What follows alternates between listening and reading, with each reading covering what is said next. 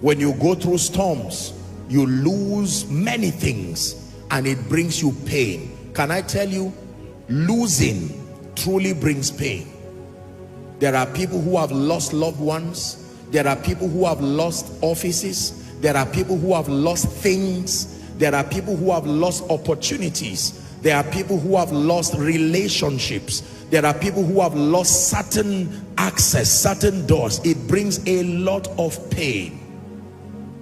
I know someone who, true story, the person had an accident and he had to quickly come out, but the car was damaged. The gas was already leaking and he watched his car burn. There was nothing he could do. There was no way, there was no use trying to stop it.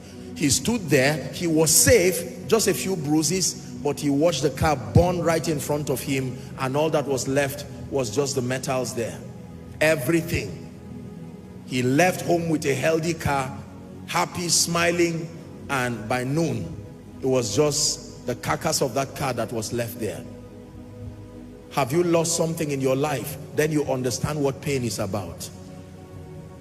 Hallelujah. Yes, sir. There are people who have lost loved ones. It's taken them years. There are people who have lost opportunities. How about jobs? I remember someone who sent me a text. They received a letter rejoicing, and then they got another letter again saying for whatever reason that initial letter had been terminated. They are reviewing things within the office. Can you imagine?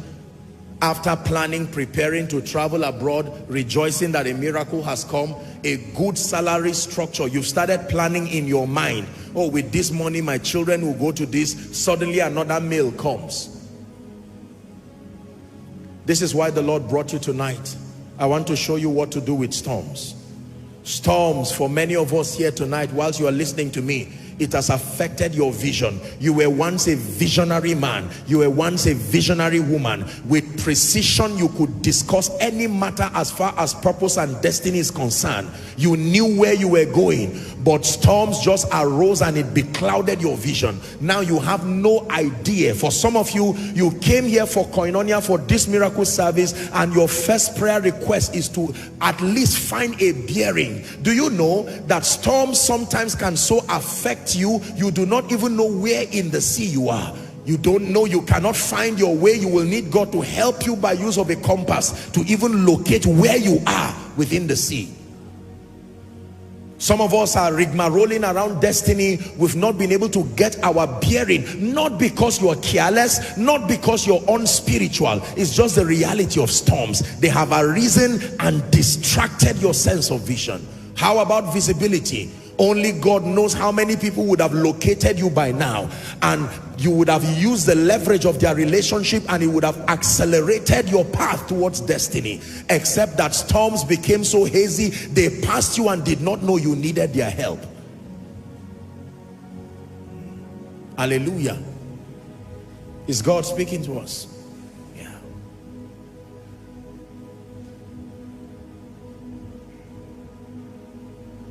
It is a terrible thing to shout for help and not have anyone help you, simply because the noise of the storm is louder than the noise of your voice. You are shouting for help and yet people cannot hear you.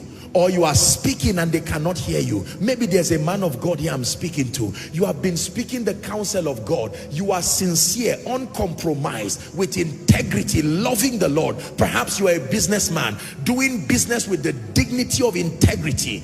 Perhaps you are a family person running your home the best that you know and the best that you can, except that the voice, the sound of the wind and the waves has so overwhelmed the sound of your efforts, such that the best that you do cannot even be seen relative to the sound of the storm.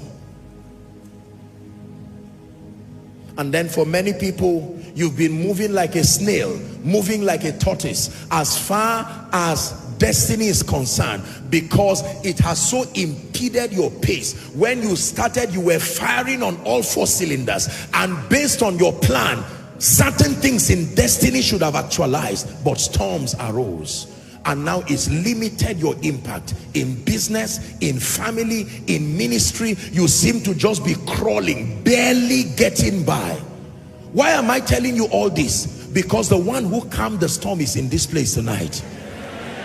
I'm announcing to you not just to remind you of the things you already know that the storms have done. I'm about to introduce him shortly. But let's appreciate the fact that the storms have done damage to people, so that when he shows up, the he being Jesus, you will appreciate that which he brings, and you will watch with shock and wonder as he tells the storm, shalom, be still. This is why you came here tonight. If you do not know what the storms have done, when Jesus shows up, you may be careless about receiving from him.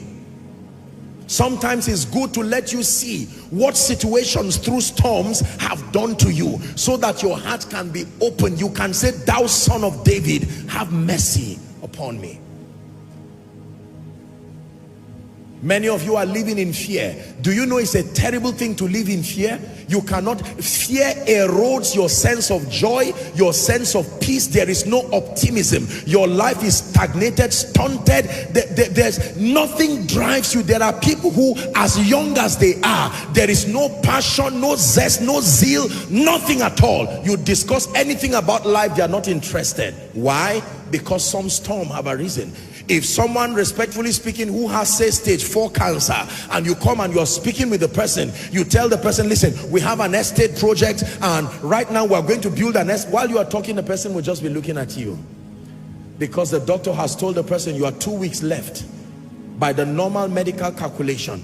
And here you are as a sincere business partner, charging that person and saying we'll do great things. Or perhaps as a man of God, you're saying we'll go to the nations, and that person is telling you, listen, I have just 2 weeks to live except a miracle happens.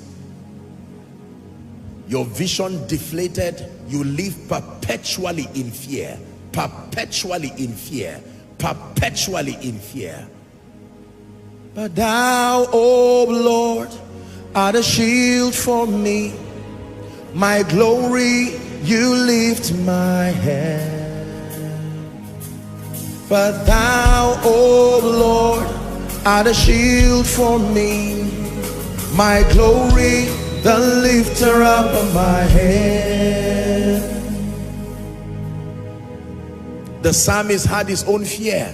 He was compassed round about many times. That man fought many battles. The psalmist was not just a king. He was not just a worshiper. The psalmist was a warrior. He fought so many battles to a point that when it was in his heart to build God a house, God said it's a good thing. However, your hands have shed too much blood. I will not allow you with the same hand to build me a temple. And he gathered the material together to allow his son Solomon to build the temple. The temple would have been built by David, but David lived a life fighting enemies. Everybody hated him left, right, and center. Right from when he was a teenager, David enjoyed the presence of God, but one thing he was not free from a long time was wars and enmities. There were enemies everywhere. He had to write Psalm 3. He said, many are they that rise up against me. He says, many are they that say, where is your help? He says, there is no help for him in God. This was not a song, this was a testimony. And there are many of us who are like David. You leave Lagos to Abuja, there is another set of attack waiting for you. You relocate to UK, 2 weeks you run back because the trouble there, the one here looks better to solve. All kinds of problems. He says, many, not few, are they that rise up against me. And there are people saying there is no help for him again.